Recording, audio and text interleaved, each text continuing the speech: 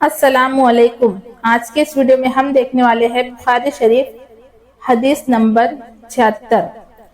اسماء بنت ابو بکر رضی اللہ عنہ سے روایت ہے کہ انہوں نے کہا کہ میں عائشہ رضی اللہ عنہ کے پاس آئی، وہ نماز پڑھ رہی تھی۔ میں نے کہا لوگوں کا کیا حال ہے، یعنی وہ پریشان کیوں ہے؟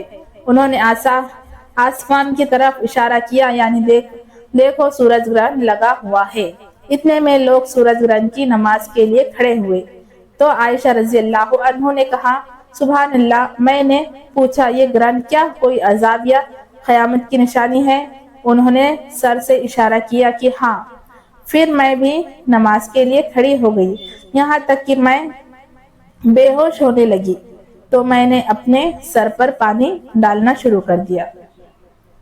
جب نماز ختم ہو چکی تو رسول اللہ صلی اللہ علیہ وسلم نے اللہ تعالیٰ کی تعریف بیان کی اور فرمایا جو چیزیں اب تک مجھے نہ دکھائی گئی تھی ان کو میں نے اپنی اس جگہ سے دیکھ لیا ہے، یہاں تک کہ جنت اور دوزخ کو بھی، اور میری طرف یہ وحی بھیجی گئی کہ خبروں میں تمہاری آزمائش ہوگی، جیسے مسیح دجال یا اس کے قریب کے فتنے سے آزمائے جاؤ گے۔ راوی کہتا ہے مجھے یاد نہیں کہ حضرت اسماء نے کون سا لفظ کہا تھا، اور کہا جائے گا کہ تجھے اس آدمی یعنی رسول اللہ صلی اللہ علیہ وسلم کے بارے میں کیا عقیدہ ہے؟ ایماندار یا یقین رکھنے والا؟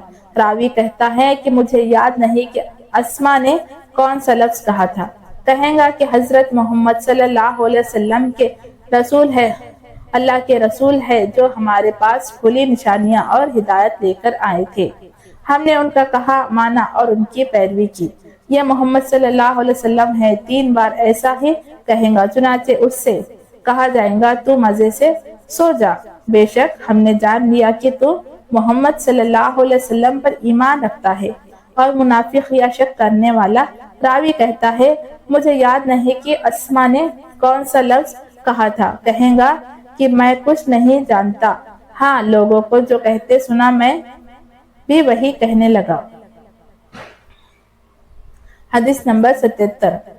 عقبہ بن حارث رضی اللہ عنہ سے روایت ہے کہ انہوں نے ابو ایحاب بن عزیز کی بیٹی سے نکاح کیا۔ پھر ایک عورت آئی اور کہنے لگی کہ میں نے عقبہ اور اس کی بیوی کو دودھ پلایا ہے۔ عقبہ نے کہا کہ مجھے تو علم نہیں ہے کہ تو نے مجھے دودھ پلایا ہے، اور نہ پہلے تم نے اس کی خبر دی۔ پھر عقبہ سوار ہو کر رسول اللہ صلی اللہ علیہ وسلم کے پاس مدینہ منورہ آ گئے اور آپ نے مسئلہ پوچھا تو رسول اللہ صلی اللہ علیہ وسلم نے فرمایا تو اس عورت سے کیسے ملے گا جبکہ ایسی بات کہی گئی ہے۔ آخر عقبہ رضی اللہ عنہ نے اس عورت کو چھوڑ دیا اور اس نے کسی دوسرے آدمی سے شادی کر لی۔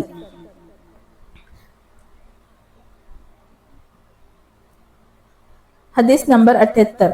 عمر بن خطاب رضی اللہ عنہ سے روایت ہے انہوں نے فرمایا کہ میں اور میرا ایک انصاری پڑوسی بنو امیہ بن زید کے گاؤں میں رہا کرتے تھے جو مدینے کی بلندی کی طرف تھا، اور ہم رسول اللہ صلی اللہ علیہ وسلم کی خدمت میں باری باری آتے تھے۔ ایک دن وہ آتا اور ایک دن میں۔ جس دن میں آتا تھا اس روز کی وحی وغیرہ کا حال میں اس کو بتا دیتا تھا، اور جس دن وہ آتا وہ بھی ایسا ہی کرتا تھا۔ ایک دن ایسا ہوا کہ میرا انصاری دوست جب واپس آیا تو اس نے میرے دروازے پر زور سے دستک دی اور کہنے لگا کہ وہ عمر یہاں ہے۔ میں گھبرا کر باہر نکل آیا تو وہ بولا آج ایک بہت بڑا حادثہ ہوا، رسول اللہ صلی اللہ علیہ وسلم نے اپنی بیویوں کو طلاق دے دی ہے۔ عمر رضی اللہ عنہ کہتے ہیں کہ میں حفصہ رضی اللہ عنہ کے پاس گیا تو وہ رو رہی تھی۔ میں نے کہا رسول اللہ صلی اللہ علیہ وسلم نے تمہیں طلاق دے دی ہے؟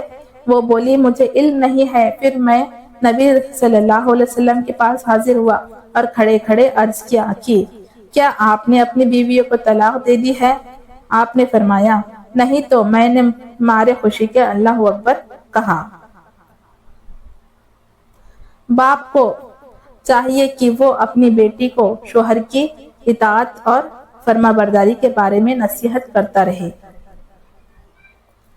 حدیث نمبر 79۔ ابو مسعود انصاری رضی اللہ عنہ سے روایت ہے، انہوں نے فرمایا کہ ایک آدمی نے رسول اللہ صلی اللہ علیہ وسلم کی خدمت میں حاضر ہو کر عرض کیا، اے اللہ کے رسول صلی اللہ علیہ وسلم، میرے لیے نماز جماعت سے پڑھنا مشکل ہو گیا ہے، کیونکہ فلاں آدمی نماز بہت لمبی پڑھاتے ہیں۔ ابو مسعود انصاری رضی اللہ عنہ کہتے ہیں کہ میں نے نبی صلی اللہ علیہ وسلم کو نصیحت کے وقت اس دن سے زیادہ کبھی غصے میں نہیں دیکھا۔ آپ نے فرمایا، لوگو تم دین سے نفرت دلانے والے ہو، دیکھو جو کوئی لوگوں کو نماز پڑھائے اسے چاہیے کہ ہلکی نماز پڑھائے، کیونکہ پیچھے نماز پڑھنے والوں میں بیمار، کمزور اور ضرورت مند بھی ہوتے ہیں۔ حدیث نمبر 80۔ زید بن خالد زہنی رضی اللہ عنہ سے روایت ہے کہ نبی صلی اللہ علیہ وسلم سے گری ہوئی چیز کے بارے میں پوچھا گیا تو آپ نے فرمایا، اس کے بندھن یا برتن اور تھیلی کی پہچان رکھ اور 1 سال تک لوگوں میں اس کا اعلان کرتا رہے، پھر اس سے فائدہ اٹھا، اس دوران اگر اس کا مالک آ جائے تو اس کے حوالے کر دے۔ پھر اس آدمی نے پوچھا کہ گم شدہ اونٹ کا کیا حکم ہے؟ یہ سن کر آپ صلی اللہ علیہ وسلم اس قدر غصہ ہوئے کہ آپ کا چہرہ سرخ ہو گیا۔ راوی کو شک ہے اور فرمایا کہ تجھے اونٹ سے کیا غرض ہے؟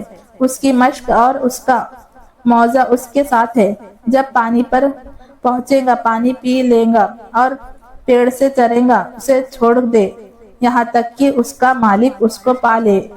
پھر اس آدمی نے کہا، اچھا گمشدہ بکری؟ آپ نے فرمایا، وہ تمہاری یا تمہارے بھائی اصل مالک یا بھیڑیے کی ہے۔